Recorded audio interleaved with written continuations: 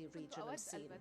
ولكن يعني توافد على العشرات تقريبا، فمضطرة أن أعيد الحديث والكلام من جديد. لو سمحتم كل من تفضل الآن إلى القاعة، إذا كان بإمكانكم الاقتراب. هناك 6 مقاعد هنا، 6 في الصف الثاني أيضا، وهناك الكثير من المقاعد في وسط القاعة. أو So the moderator is asking the guests to come forward to the front of the room. ومحاولة إشراككم قدر الإمكان في هذه الجلسة وأخذ الأسئلة التي تحتاجونها. نحن أيضاً يعني سنأخذ بعض الدقائق لأننا ننتظر يحيى عسيري الناشط السعودي الحقوقي السعودي لينضم إلينا عبر الأقمار الصناعية من المملكة المتحدة.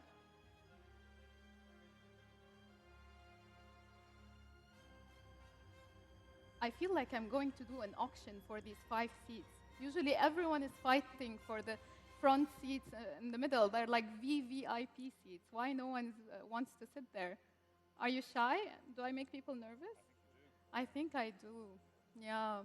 I'm going to do it with drawing. Like, I will pick someone like this and tell them, you sit here.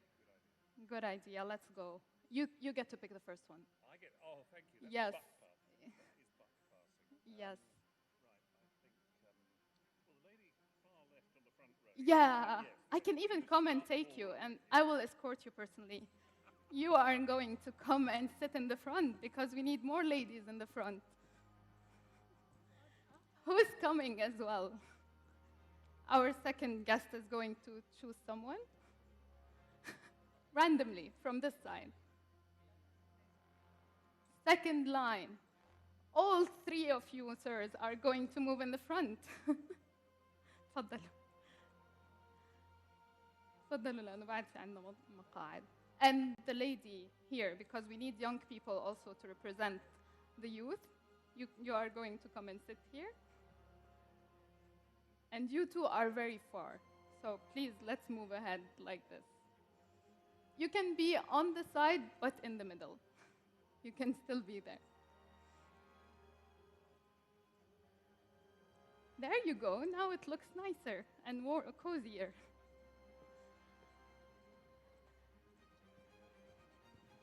Ah, you will get to choose your neighbor. You can stand up and tell them you're going to sit next to me.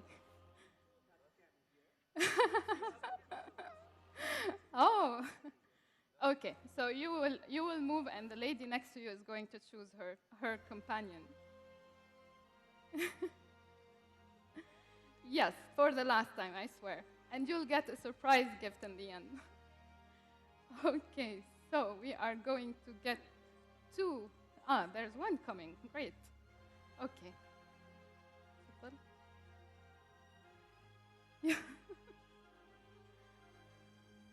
يلا في محل بالنص وبعد في محلات هون بالصف الثاني.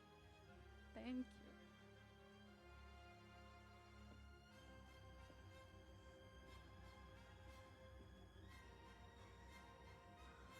Okay, I think I will get fired after all this.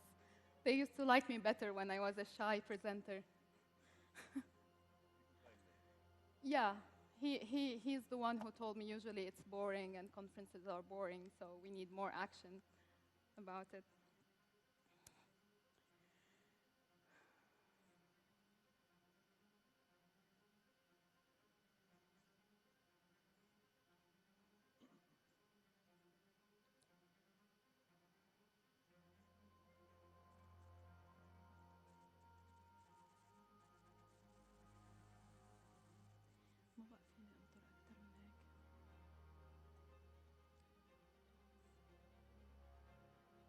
Are we ready?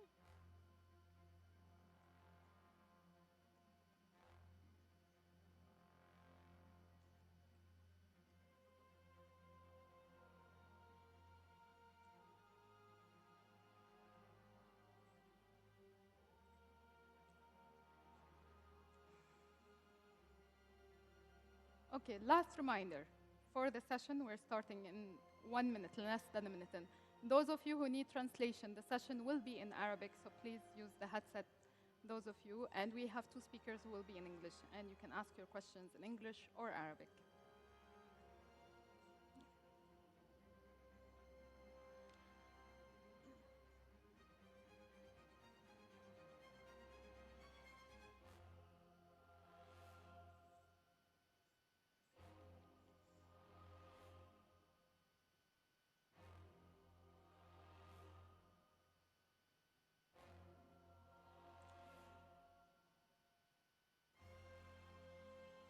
أهلا بكم مشاهدينا We وأهلا would like to بكم الحضور welcome you, الكريم في distinguished هذه guests, ladies الجلسة and gentlemen, الثالثة to the third من session منتدى الجزيرة of the الثالث Al عشر Jazeera Forum الذي in يحمل its عنوان 13th الخليج بين الأزمة edition وتراجع التأثير entitled From الاستراتيجي. Crisis to هذه الندوة Decline of Strategic تحمل عنوان Influence. أزمة So, اغتيال خاشقجي، so this أزمة أخرى particular تزيد في session تعقيد is the المشهد assassination الإقليمي.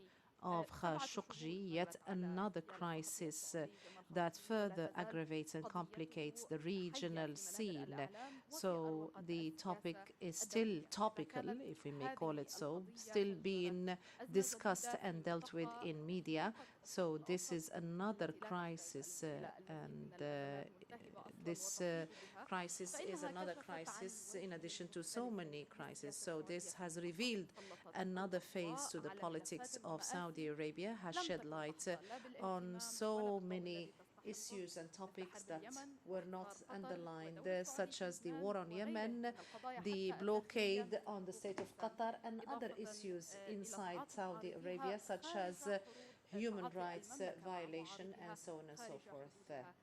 حولت حادثة اغتيال So the خاشقجي assassination صورة of السعودية Khashoggi من دولة has إقليمية transformed كبيرة the راعية image للأمن والاستقرار of Saudi إلى Arabia دولة from a country تهدد that الأمن sponsors وتصنع stability الأزمات and وتتدخل security في to a الشؤون country that الداخلية interferes للدول in the الجيران. affairs of other هل countries. سيكون اغتيال So خاشقجي is the مجرد قضية assassination مؤقتة وأزمة of عابرة، Jamal أم أن Khashoggi, ما is it going أحدثه to be a من temporary زلزال and وما transient فتحه من kind ملفات of case, ستكون له or is it تداعيات going to lead أعمق to على so شؤون many المملكة deeper وعلى ramifications سياستها on في the الداخل politics of والخارج؟ Saudi Arabia للإجابة internally عن and هذه externally? التساؤلات To ولطرح answer تساؤلات all these أخرى questions and to سيكون pose other معنا questions as فرحات well, we're going أونلو to have with us a number of speakers بدأ here. مسيرته Mr. الصحفية FERHAT يلي ÜNLÜ, he شفق started his الصحفية career عام in journalism at the 95 Beni عمل Shafak بجريدة وطن newspaper in الإذاعية، 1995. He في worked in بين the عام weekly 2005 و2007 Watan in وفي between عام 2005 2007 and بدأ 2007, العمل في and then جريدة he started الصباح working in a محررا Sabah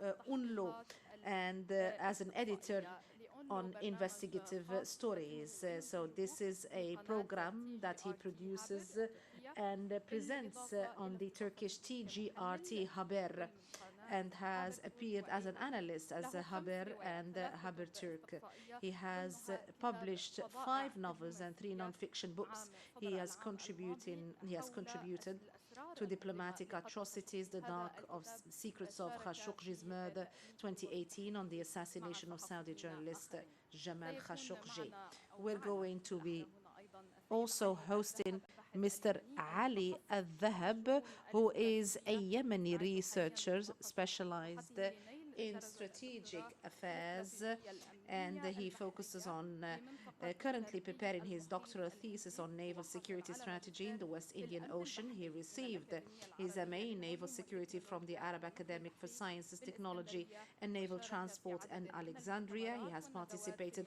اليمن in ومصر، numerous ونشر conferences, عددا من seminars in Yemen الأوراق and Egypt, and والمقالات has في published المجالات several العسكرية papers on والأمنية military والسياسية. security وسيتحدثنا طبعا and عن political جانب issues. تداعيات أزمة خاشقجي على تأثير السعودية في المنطقة سواء في مصر أو في اليمن. معنا أيضا سايمون سبونسويك الرئيس التنفيذي We have with us also Mr. Simon Spanswick. He is the Executive Director of the Association for International Broadcasting, an international non-governmental non-profit association based in the United Kingdom with member broadcasters from around the world. So the AIB's activities cover fields such as management, cybersecurity, audience research, and also it includes sustainability. But currently, the association is focusing on media freedom and working to unite its members' efforts behind the push to raise awareness of the vital importance of media freedom. So, freedom of media in civil society. So he has a long-standing practical experience, and also he contributes to the development of digital broadcasting, and he is going to talk about how to strike a balance between media and other interests of media outlets. So we're going to start with our Turkish author, Mr. FERHAT ÜNLÜ. This is in addition to what has been revealed by the intelligence services. He talks about the impact on Turkish and Saudi relationships and the priorities of these two countries. The floor is yours, sir. Thank you very much, first of all, our moderator. Dear participants, first of all, I would like to thank the coordinators of this forum, particularly Al Jazeera Center. And we know Al Jazeera television has been acting as mass media organization, not just in Qatar, but also Gulf, Middle East, and Europe, and the other important countries, especially on Khashoggi cases. Khashoggi case. They played very important role on discovering and disclosing the dark secrets of Jamal Khashoggi murder case. I would like to make a presentation about Khashoggi case, of course, by benefiting our book, which I wrote with my friends, colleagues, Abdurrahman Şimşek and Nazif Karaman. He is just sitting over there, and he is gonna make speech tomorrow, by the way. The name of the book is Diplomatic Savagery. It is diplomatic and intelligence effects of my country. I'm gonna talk about the Khashoggi cases, diplomatic and intelligent effects of my country and our region and Gulf also. If someone were asked to identify one of the most curious or perhaps the most one murder of all time, it wouldn't be inaccurate to pick the murder of Jamal Khashoggi. Since the Saudi journalist died in 2nd October in his country's consulate in Istanbul, General in Istanbul on 2nd October 2018, the Turkish people and global audience witnessed a series of developments which supported that seemingly unrealistic claim. The Special Intelligence Unit of Sabah, our paper, daily newspaper, broke many news regarding the Khashoggi murder by obtaining information, documents, photographs, and footage. Our book isn't just an extensive collection of our unit's findings to date. It aims to make public documents and information, including the tape recording of the murder moments, actually, which reveal the dark secrets behind the Khashoggi murder and augment them with previously unseen evidence that sheds light on what exactly happened on the consulate building. In this regard, our book promises to bring the incident back to public attention. The Khashoggi murder became the top item of the Turkish and global media's agenda for several reasons. It is necessary to grasp those reasons to develop to complete understanding of that incident background. Let us try to find the answers by subjecting the Khashoggi murder to the 6 fundamental questions of the journalism, the 5 W and 1 H. Even when someone asks the questions what, where, when, why, who and how regarding the Khashoggi murder, some of extraordinary aspects of the case begin to reveal themselves. The story relates to the killing of a journalist, a member of a prominent Saudi family, who wasn't not a hardcore descendant, but a strong critic of government of Saudi Arabia. The event took place, as you know, inside a consular building, which was unprecedented in diplomatic history. No other person had ever lost their lives in this particular way. To be clear, certain individuals were killed by assailants who opened fire from consular buildings. Yet none of those cases are the same as or even remotely similar to the Khashoggi affair. Khashoggi affair was different than similar incidents. Khashoggi was the victim of the gruesome premeditated murder. His body was dismembered.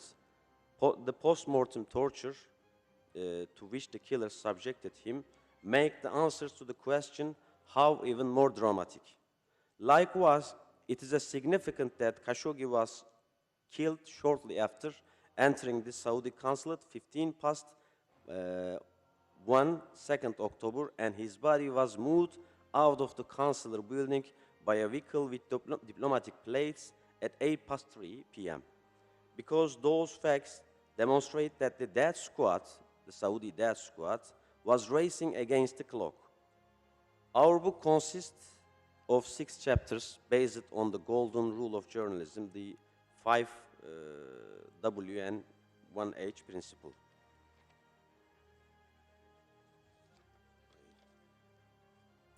Khashoggi murder isn't just a crime story, but an incident with complex diplomatic and intelligence connections which fuels media attentions even more.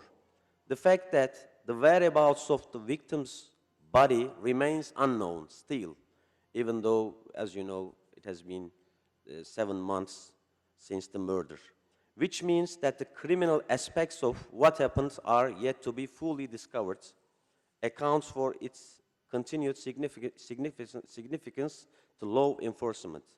That the murder took place inside a consulate and incident has the potential to impact relations between United States, as you mentioned in your question, to Turkey and Saudi Arabia, hints at the diplomatic repercussion to Khashoggi's death, which is becoming more and more complex. Since the incident occurred at a diplomatic mission, it has diplomatic consequences at the global level, which we have witnessed over the past 7 months. Hence, our decision to pick an oxymoron, diplomatic savagery, as the name of our book. It should go without saying that the words diplomacy and savagery or violence cannot go hand in hand due to their very nature. As Henry Kissinger wrote in his namesake book, diplomacy is an art born out of the experiences and efforts reflecting the balance of power between the forces of war and the peace in the 20th century. In that volume, Kissinger's talk about diplomacy with references to specific incidents that took place after World War I and World War II. Diplomacy is the art of fighting without waging war. In other words, it is the art of getting results without exercising violence. In this sense, violence and savagery are inherently opposed to diplomacy. Yet the Saudis wrote a story whose likes have never been encountered in history that gave us ample reasons to use the words diplomacy and the savagery together. That is why we landed on the book.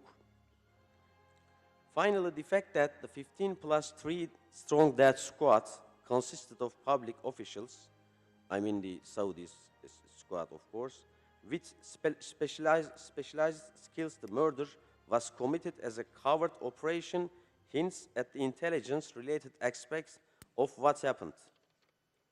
The Khashoggi affairs was such an extraordinary intelligence story in which Turkey's national intelligence organization and Saudi domestic and international services and Central East Intelligence Agency of United States and British Secret Intelligence Service, the Canadian Security Intelligence Service, the Russian service maybe, the German service, French service, and even Mossad, the Israel service, became involved one way or another on the case.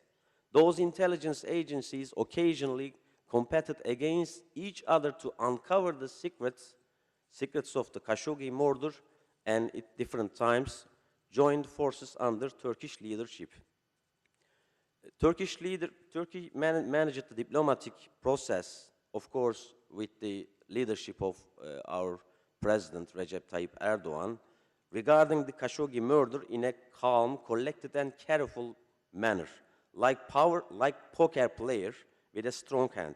During this period, Turkey exercised cautious discretion to offer previews of the information and its disposal to pursue all sides that he is not bluffing. It was no coincidence that the U.S. Secretary of State, Mike Pompeo, and CIA Director Gina Haspel visited Turkey in aftermath of murder. For the record, nor did Saud al-Mujib, the Saudi Attorney General, come to Turkey by mistake. Turkey shared, this is really important, its intelligence and police reports to the dark secrets behind the Khashoggi murder with various countries, including Saudi Arabia, the United States, the The first one which get information from the MIT, I mean Turkish Secret Service, was this Central Intelligence Agency. And United Kingdom, France, Canada, and Germany, they listened the tape records of the murder incident moments. In addition to the intelligence connections, the fact that Khashoggi went to the Saudi Consulate General in order to obtain official proof of his single doom means that the murder story has everything, including romance, necessary to mystery fiction. For those reasons, it wasn't surprising that the Khashoggi murder became a trending topic, to borrow from Twitter, among conventional media outlets in Turkey and around the world. Likewise, the incident was closely followed on social media for an extended period of time. It remains one of the major topics of the online conversation of this day. As we search for the answers of the Khashoggi cases questions, of analyzed and narrated this most curious story in journalism history, which is located at the intersection of diplomacy, intelligence, and criminology, we were careful to remain within the limits of objective journalism. Obviously, we did analyze the political repercussions of what happened on occasion, yet our main goal was to present concrete evidence which is independent of political debate. With the exception of open sources, which have been cited where necessary, all information that our book contains was exclusively obtained in meeting with trusted government sources. Those details hadn't been made public until now. In other words, they are contained in our book, just in our book. We hope that, finally, I would like to say these sentences. In Islam, that represents a moment of transition into the eternal life, in which we will be held accountable for our actions in this world. Without a doubt, it is foreordinate for all. How one's death take place, even if one were to die by murder, could be nothing but a mere detail within the big picture.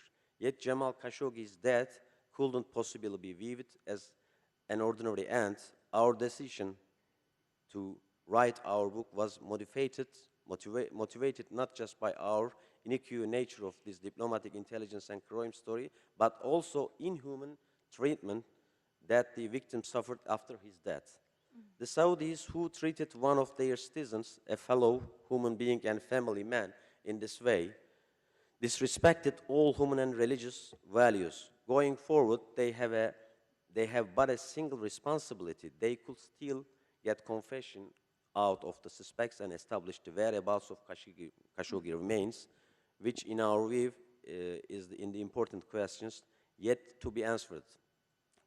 By the way, it must be as soon as our research, it must be in a the consulate, residence of consulate in Istanbul. That's the most, valid scenario. The Khashoggi family and slain journalist friends need to access whatever was left to diplomatic savagery and bury it, a tomb where they can pray for his soul. After all, burial places are one's sole connection to their loved ones in Islamic culture.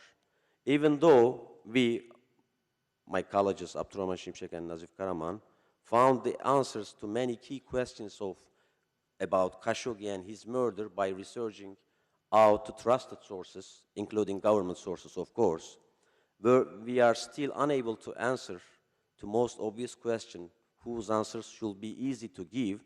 We apologize for failing to establish where the remains of our colleague Jamal Khashoggi are today. That is the one answer that we cannot find without the help of Saudi authorities, of course. One way or another, the Saudis are compelled to answer that question.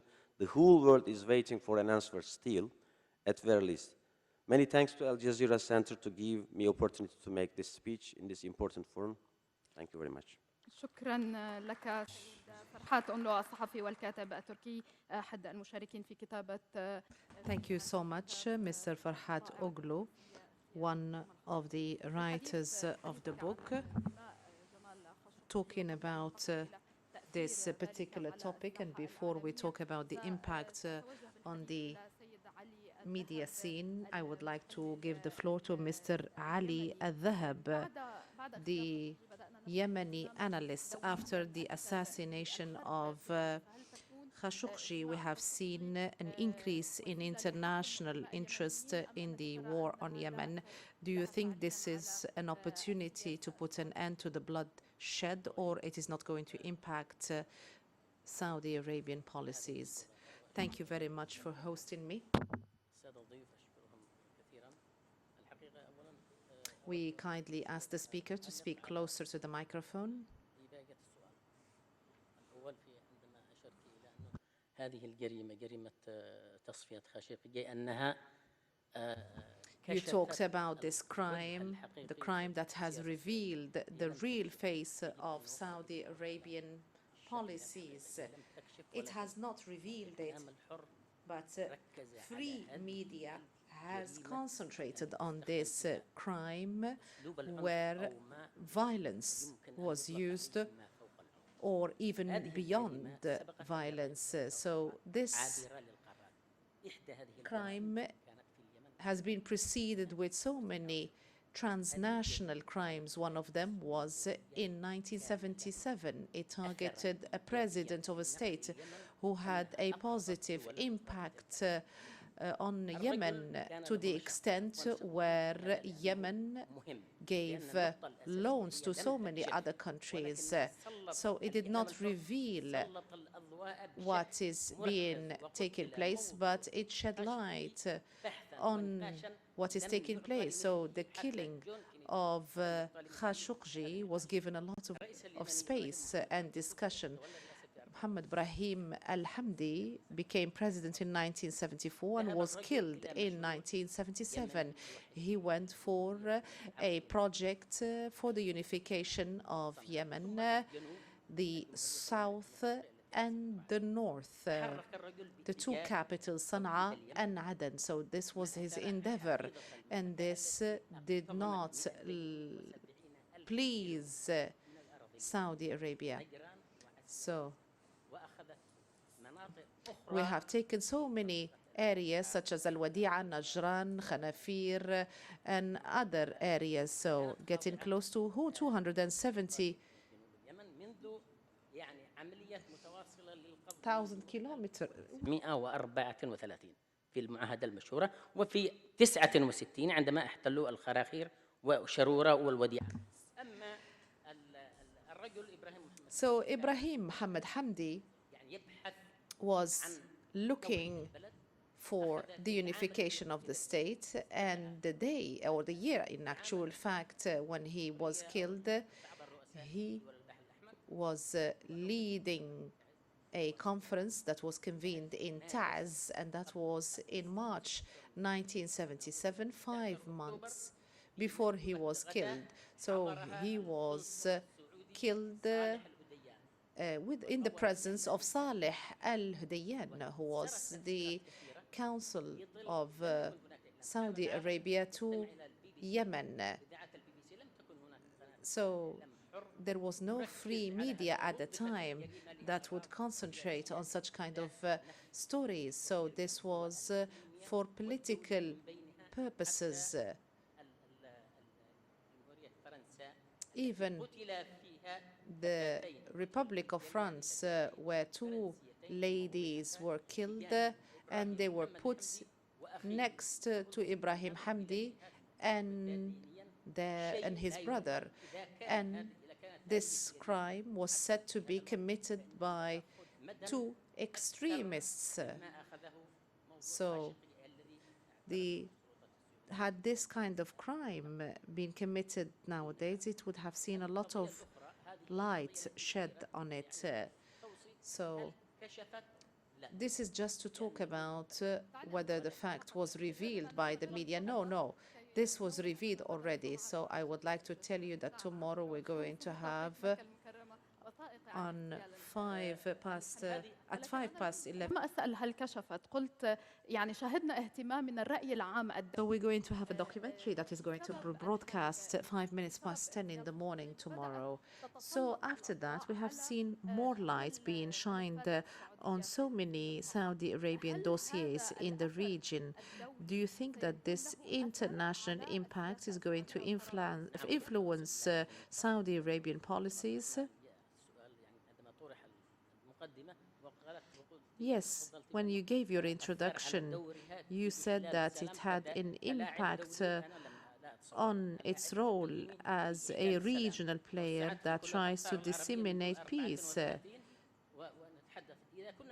So if we are talking about a regional role for peace, so if we can talk about such a role was played by Kuwait.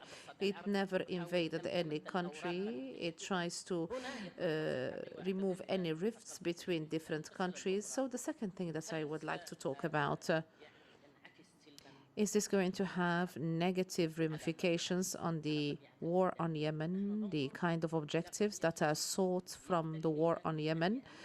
So we look at the assassination of Khashoggi and linking it to security as an expanded kind of issue that would take into account soft power as opposed to harsh power that uses weapons, artilleries, aircrafts, and so on and so forth. So there is also an economic and a social and an intellectual kind of level that should be taken into account, and also the security of the region, the security of the countries, and security internationally. So when we talk about the role of the killing of Khashoggi, the threat seems to be very thin, but some people say that there is a direct impact. But I have to tell you that capital is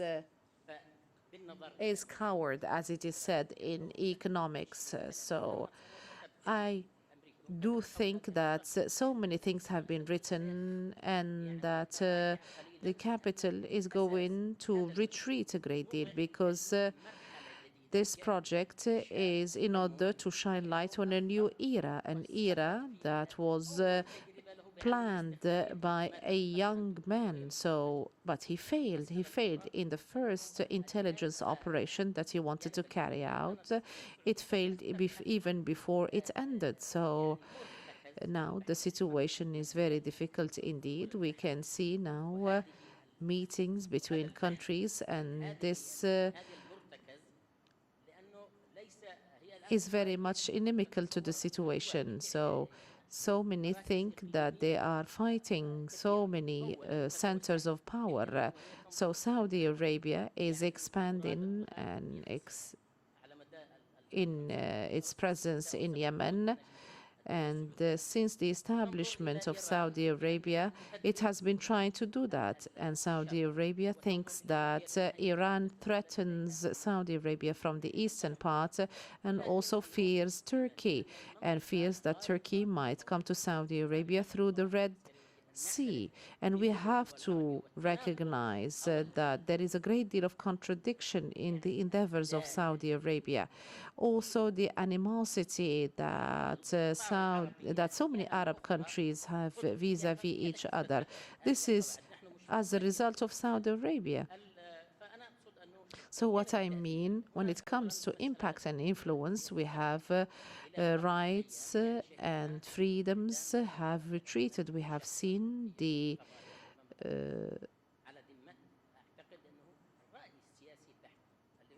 that 38 people have been killed as a result of the death penalty. One of them was a lieutenant working for Bakr al-Nimr, and he was also sentenced to death with so many others. So this was even before Khashoggi was murdered, even before he disappeared. هناك إعادة ترتيب للوضع داخل البلد. هناك محاولات So there are so many attempts to make the situation procrastinate. We have 4 years that have elapsed, and people are thinking, why 4 years since the beginning of the war? If there is no credibility when it comes to dealing with a crime that has been committed against a Saudi Arabian citizen, this is a transnational crime, a person that has been killed in a state that has its own sovereignty. This shows that they have bad intentions when it comes to the Yemeni dossier. Yes, 4 years have elapsed, and also Qatar has been excluded from so many agendas. I do think that this is complementing what has been discussed in previous sessions. So if we talk about the Qatari crisis from a security perspective, they want the situation to remain in the hands of Saudi Arabia and the Emirates. Saudi Arabia and the Emirates, they have their own expansionist ambitions in Yemen, and also they have some ambitions when it comes to economic security. So this constitutes 69%. 69% remains on what is called the blue economy, which is based on maritime exploitation in different ports through fishing and maritime transportation. That is why we find that the Emirates is trying to penetrate the Horn of Africa. So they think that this is going to be easily lucrative, but they are trying to move in order to exploit ports, in order to develop their blue economy or maritime economy. That is why we see them in the different Yemeni ports. And also they are fighting in order to distribute the different areas of hegemony and influence. And also Saudi Arabia wants to have a passageway through the Shaybah field that is far scores of kilometers from Abu Dhabi. So that is why they want to have a passageway, and that particular field produces tens of thousands of oil barrels every day. And when we talk about the Hormuz Strait, this is another kind of project for the different Ain al-Sukhna in Egypt in order to transport oil from Sidi Krir to Ain al-Sukhna through the Red Sea. So the impact and influence of the murder of Khashoggi has led to more light being shined on what is taking place in Yemen. Why 4 years? Are we going to have another 4 years to come? Who is going to benefit? And what are the security ramifications economically, politically, intellectually, and culturally within the framework of soft security with the is beyond making others surrender through the power of weapons. This is through the use of politics, through a number of leaders by proxy. So can you believe that one day Saudi Arabia tried to ban or not to allow the opening of a road which used to be called the Road of Tanks. So Saudi Arabia did not allow such road to be built. So Ali Abdullah Saleh used to describe Saudi Arabia as the big brother or the big sister. So this description used to be there, and I heard this description when he said it is a big headache. Saudi Arabia is a big headache. This is how it was described by the decision makers in Yemen. Yes, because it really led to a big headache. Yemen needs to try to deal positively with Yemen as a neighbor that should have a priority, and so on and so forth. But Saudi Arabia wants wants the Yemen to be part of a system that surrenders to Saudi Arabia. إذا تحدثت عن محاولة ولي العهد السعودي تلميع صورته كشاب جديد قيادي في القيادة. Thank you very much for your contribution. We do understand that there are plenty of issues to say here, especially when it comes to beautifying the image of Saudi Arabia. Mr. Simon attempting to embellish the image of Saudi Arabia as well as the reality on the ground. What the crime of Khashoggi had disclosed to us. Yes, please go ahead. Well, I knew Jamal Khashoggi. أنا كنت أعرف جمال خاشقجي ليس جيدا، لكن التقيت به بضعة مرات في فعاليات 20 years. And so I'm sure there are other people in this room who knew him as well. So when that event happened last autumn, I felt a very personal connection to what turned out to be as we've heard, a brutal and completely unwarranted event. It is perhaps the most high-profile and disturbing case that illustrates the declining levels of media freedom around the world. And I think perhaps the perpetrators of the Khashoggi case thought they could get away with it because there's been so much work done by leaders in different parts of the world to say, journalists, they're dirt, they don't matter. You can do what you like to them. If one comes across you and reports a story that you don't like, get rid of them. And they thought that that level of impunity attached to them as well. So this is a subject that is going from bad to worse, but efforts are being made to redress the situation. I run the Association for International Broadcasting, which is a trade body for broadcasters. Jazeera is a member, the BBC is a member, lots of other broadcasters around the world. We've been working on media freedom well before the Khashoggi case, and indeed it was an inspirational move by Jazeera a couple of years ago to say, we need to raise the awareness of the pressures that media organizations are under in different parts of the world. It's not just restricted to the Middle East. It's happening all over the place. So one of the things that we're doing is bringing broadcasters in our membership and beyond together to look at ways of moving the debate on, of informing our audiences around the world of the need, the crucial need for media freedom.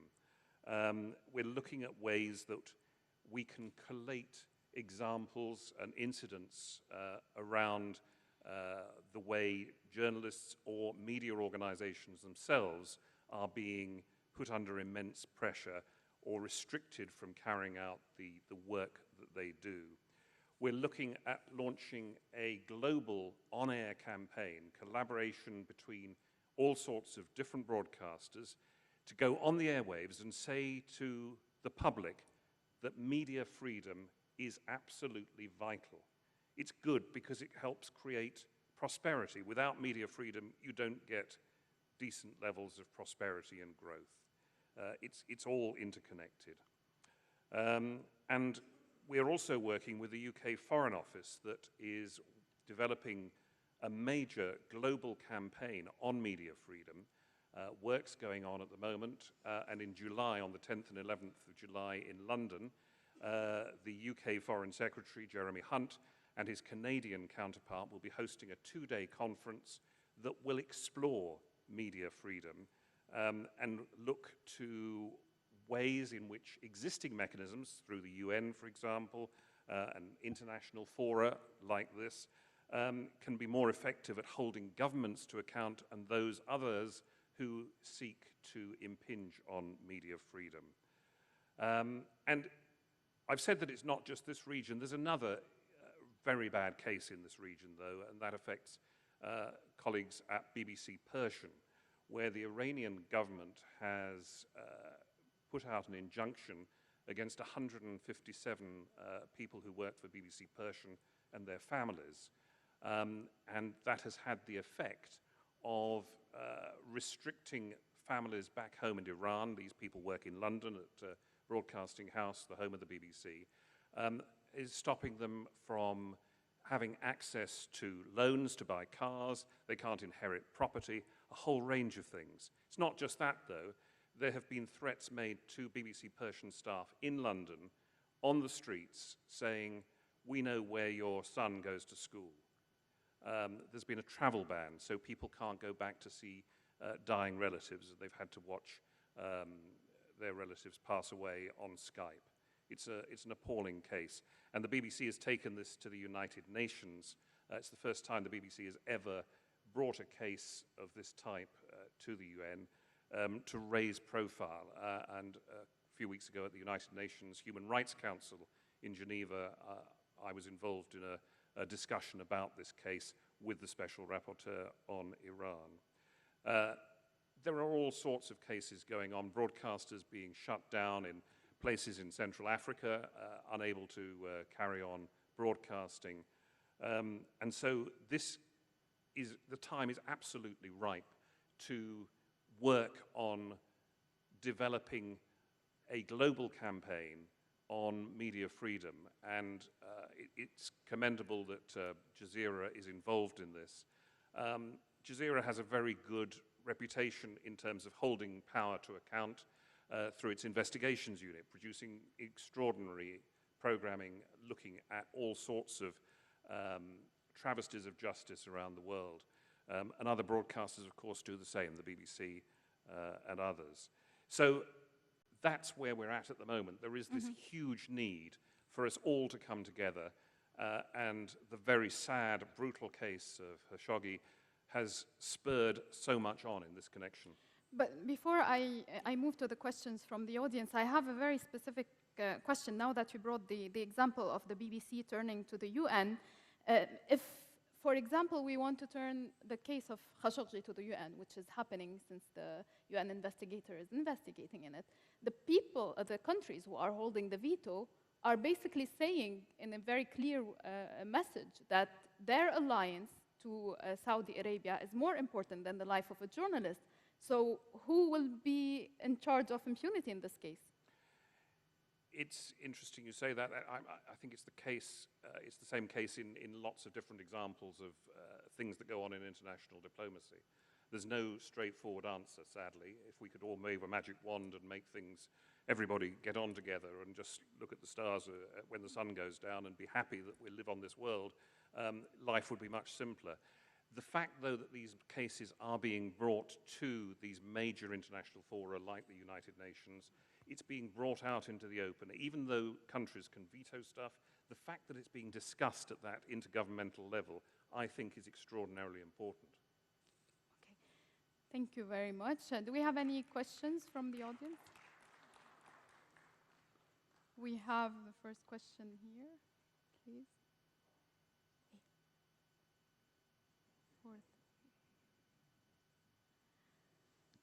Please introduce yourself. Yes, thanks.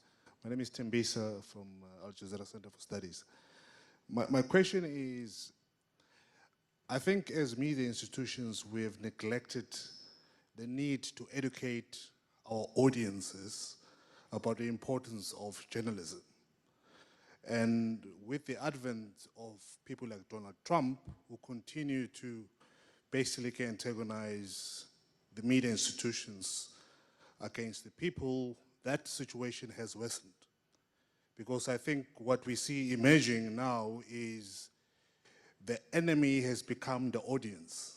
So you have people whom we claim to represent or try to educate turning against us. The last time I was a journalist, about a couple of years ago, we saw the rise of animosity against the news crews and journalism, and now it's actually has become even more so. Now, it's a question and also at the same time a statement. What can we do as media institutions to educate our audiences? In other words, to create this buffer between the perpetrator of crimes against journalists, in this case, a state, with the people. How can we make sure that we create this new protection from our people so that they can lobby and protect us and lobby their governments by telling them how important we are? How can we do that? And are we doing it at all if that's the case? Thank you. I think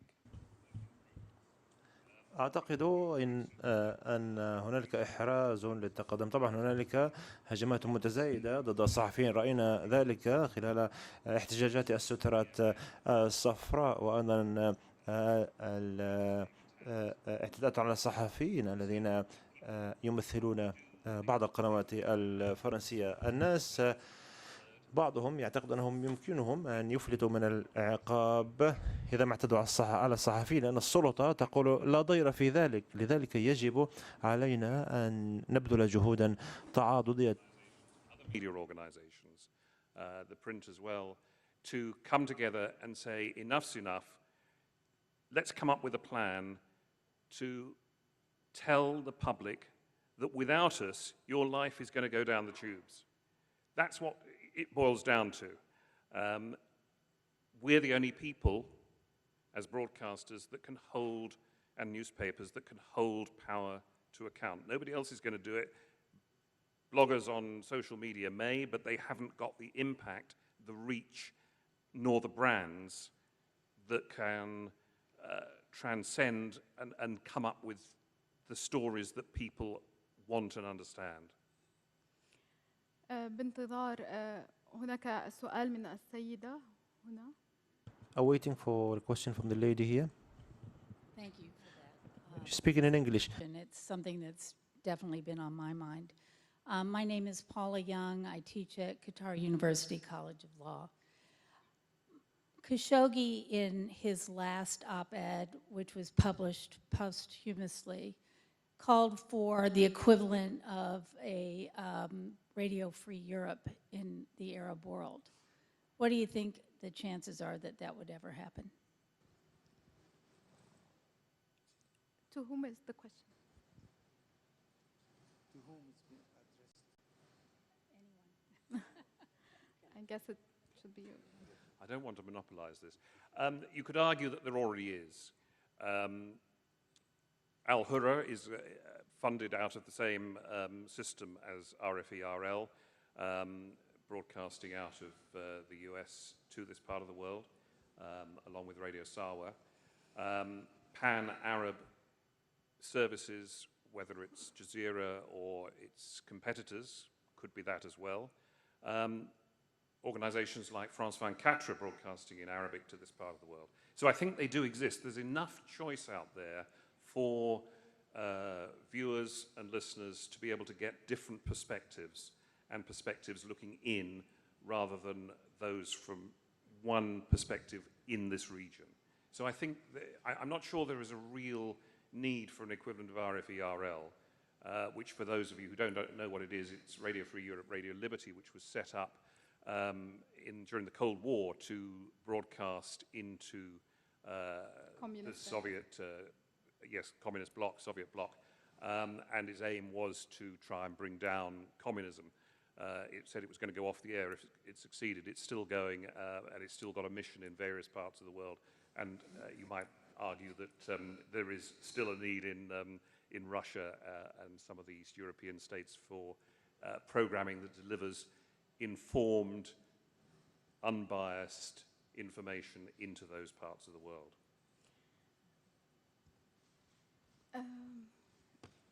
في السيد هنا وبعدين هنا.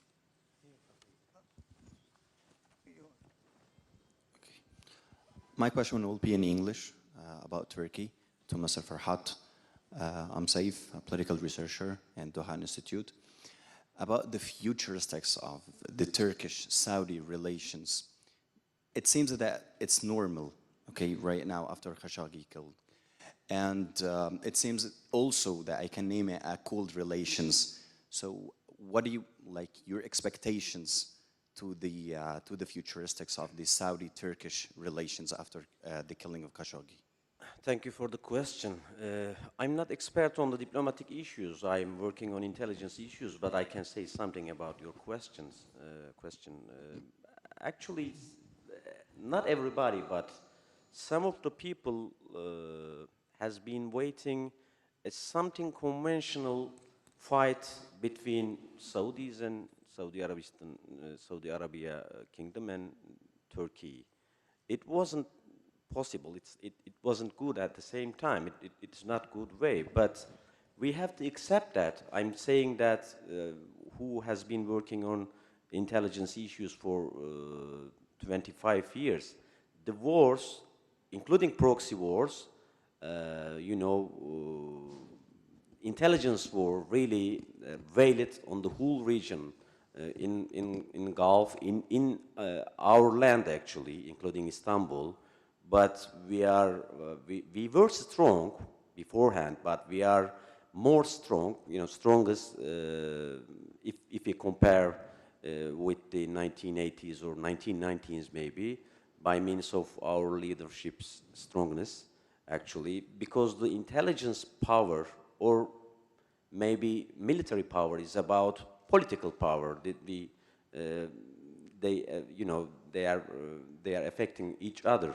So Turkey and Saudi Arabia is not going to go into a conventional war, but we have to accept that in Syria fields, in Gulf, and the conflict in Gulf with Qatar and Dubai as well, Abu Dhabi. So we have to accept that we are confronting, in some cases, on intelligence part, and it's gonna continue as far as I think. But we have to, add this block to the Israel and Egypt as well. CC's Egypt actually. I mean, Saudi Arabia's and Dubai's block. So Turkey is really important and strong government country in this region. So Saudis, I don't know, but as I told, I don't expect any kind of conventional something, but the intelligence war is continue. قبل أن نتابع مع أسئلة لدينا سؤال عبر We've got a question through the social media for Mr. Ali Al-Dahab, the Yemeni researcher. Would it be possible to say that the Kingdom of Saudi Arabia overcame the Khashoggi crisis or still suffers? I think it still suffers from the crime, because when it comes to the rights and freedoms, this issue cannot be surpassed by the kingdom, because it lacks the experience. It wants to portray itself as very stern, and this kind of sternness would become belligerence. As you can know a book from its cover, and I think that Saudi Arabia is still suffering from the crime itself. إلى أنه السعودية تتعامل فيما يخص الجانب السياسي نظام الحكم بصرامة أو بعنف أو بما فوق العنف. تنظيم القاعدة دخلوا معهم في حوارات فكرية. Al-Qaeda had spoken to the authority, or the authority rather rehabilitated some of the members of the Al-Qaeda when they came back and when they were imprisoned. However, when it comes to the authority itself, the authority of Saudi Arabia will leave no stone unturned in order to preserve its power. And as a matter of fact, 2 days ago, Ali al-Dhafiri was sentenced for 5 years in prison, despite the fact that he left Al Jazeera and he wanted to be under the umbrella of Mohammed bin Salman and be as. But this is not an accurate, indeed, information. Indeed, he left the Al Jazeera. My question is to Mr. Farhad. 3 quick questions. In conclusion to your intervention, you have said that Saudi Arabia ought to uncover or recover the corpse of Khashoggi. But in a program at Al Jazeera, it has been said that the corpse had been set on fire in an oven inside the council's residence. Is that true? The second question is to do with the recordings. This big enigma or secret, we knew the content, however, nobody has listened to it. The Turkish authorities leaked the recordings, but why it has been kept in the shadows?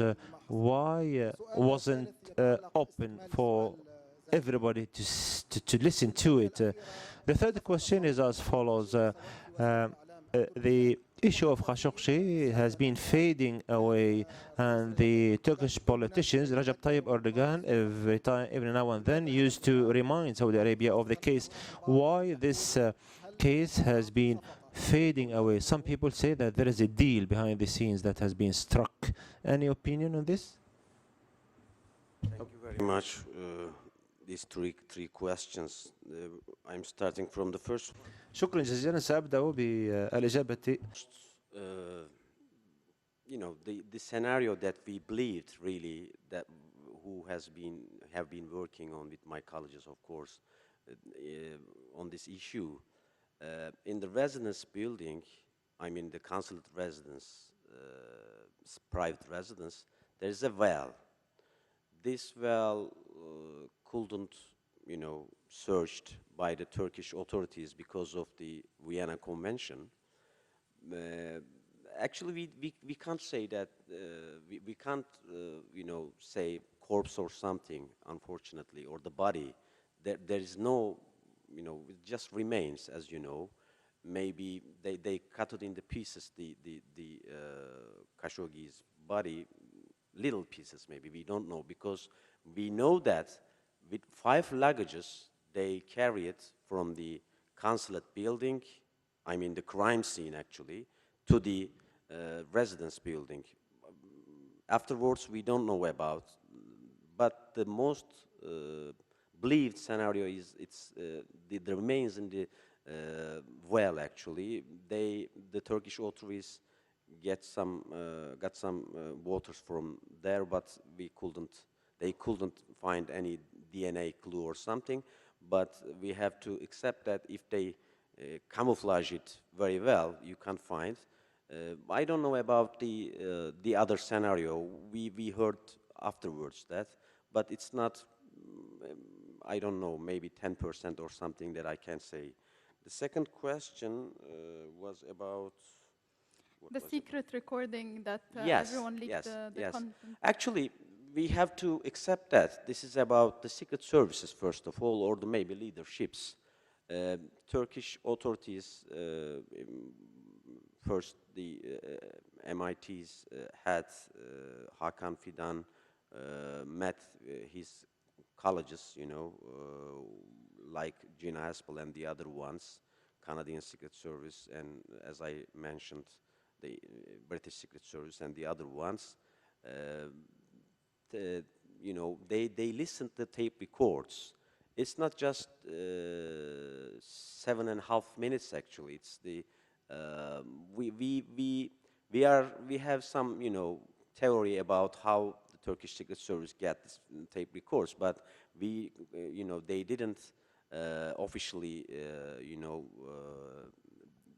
said something, so we can't write about it, but we know that they got the tape records after the murder, after 2 hours later actually from murder. So it's not easy to broadcast it in front of the public maybe, but the countries, including US of course, they believe that Turkey has sufficient clues, sufficient proofs about these incidents. So I'm personally, of course, I have curiosity about it, or I didn't listen to the tape, by the way, but I got some transcript. I have seen the transcript of it.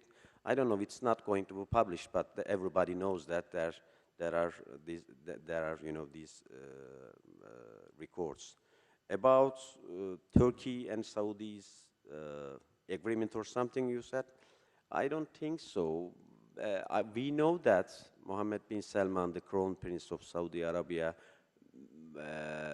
wants to, offer something to Turkey. I mean, financially, but the Turkey didn't accept because the Turkish Secret Service, Turkish leadership, of course, knows that they are supporting PYD in Syria fields.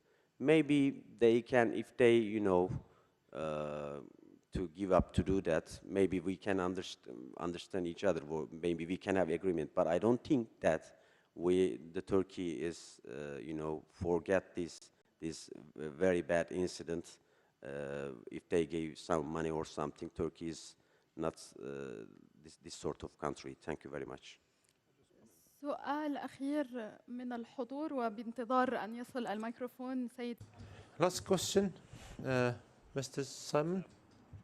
Any broadcaster to transmit a recording of that nature poses so many extraordinary ethical questions. I would not want to be in the editorial meeting that decided to go ahead with that. Certainly, there is an understanding amongst most broadcasters that you certainly don't show the point of death if you've got footage of that. And I think this recording would be so. Yes, words don't describe. I don't think any broadcaster would ever think about. But as a journalist, what I want from that recording is to know who was on the other side of the phone. Yes, but you still wouldn't want to broadcast. No, of course not. You would, yeah. Of course not. Let's leave it there. سيد. الأول السيد اللي ورا. تفضل. شكرا. بس مداخلة بسيطة. I'd like to thank you. Just an intervention in Arabic, and then I will be speaking in English. I do agree with Mr. Ali when it comes to the crisis of Khashoggi or the murder of Khashoggi. The problems were there before then, but it added certain light to what takes place in Saudi Arabia. This stupid targeting of Qatar on the hands of MBS and MBZ had shed light indeed on. Anyway, I'm speaking in English now. A couple of questions. First, for our distinguished friend, I'm interested in your book. I hope you have a version of it in English. Secondly, I would like to know what is taking Turkey not to act when everything, all the elements of the crimes are ready. Why you are not taking the Saudis to the international court or to the any court would open such investigation officially? Why it's taking this long? Secondly, as a lecturer in ethics, I'm missing ethical issues in conflict resolution as well, in Qatari Crisis as well as Khashoggi. You mentioned, Mr. Simon, about radio freedom and like this, but there are also policy tools for Western to influence regime change. As you said, you are taking now the Iranian, rightly or wrongly, I'm not the second, but we know in ethics and international ethics and international relationship and intelligence, we found out there are really and seriously ethical questions should be addressed. The human rights and rights of journalists is not clear-cut. Very clearly, and we have to address it, because the president's lies in terms of national interest, and all the system would do. So why we held certain political regimes to the highest standard or to the legal standards while we look it around for our own dictatorships? And thank you. And sorry for...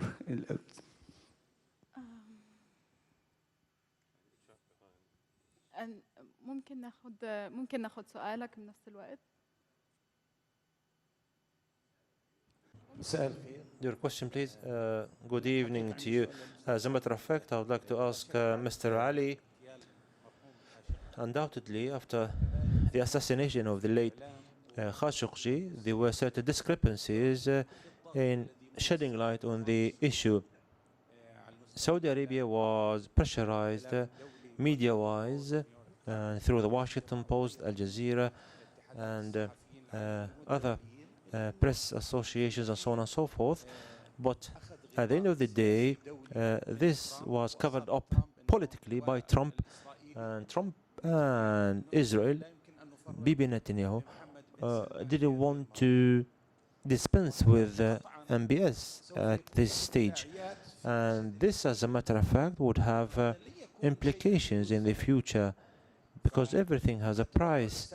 So, Ali, Mr. Ali, what's your expectations on the stance of Saudi Arabia, the Arab world, vis-a-vis the Trump's plans in redemarcating this region after Ramadan?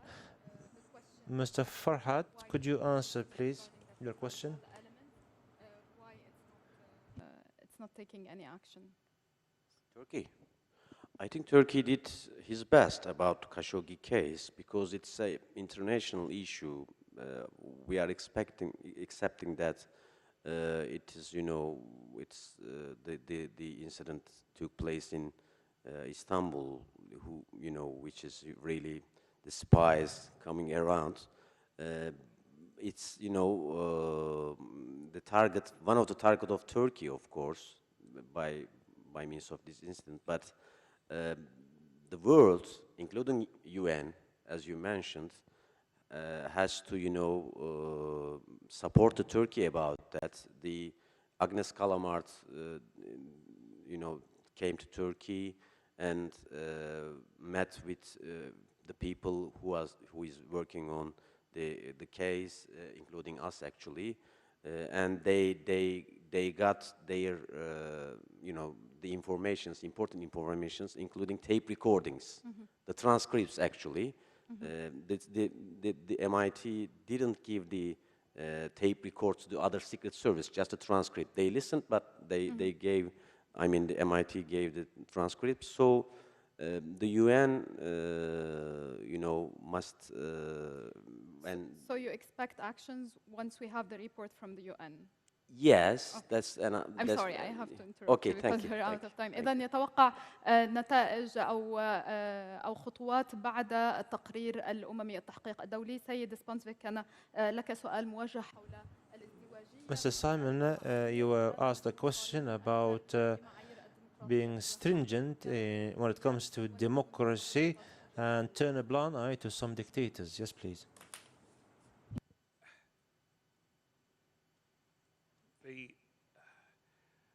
The issue is that no broadcaster can ever be entirely impartial. And the news agenda will dictate how stories are tackled.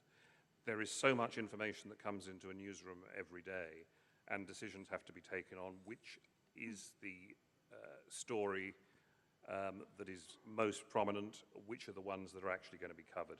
I don't think there's conscious efforts in many newsrooms that I've been in and editorial meetings that I've sat in to brush things under the carpet. No journalist worth their salt would work in such a way. شكرا لك سيد سبانسويك. سيد علي الذهب. Thank you, Mr. Simon. Mr. الثمن الذي ستدفعه السعودية لقاء تمر قضية خاشقجي Ali, يمكنك نقاشه مع perhaps you could answer the question later. This is the end of this session. The session is adjourned. Thank you very much indeed. لضيوفي سيد علي الذهب الباحث اليمني Mr. Ali Dahab, thank you very much indeed. Mr. FERHAT ÜNLÜ, the journalist and the writer of diplomatic savagery, and Mr. Simon, the chief executive of AIB. Thank you very much indeed for your listening. This forum will be resumed tomorrow at 9:30. We'll be talking about the arms race as well as different parallel sessions in the Al Rayyan hall. We'll be talking about the safety of journalists and impunity and so on and so forth. Thank you and have a good evening.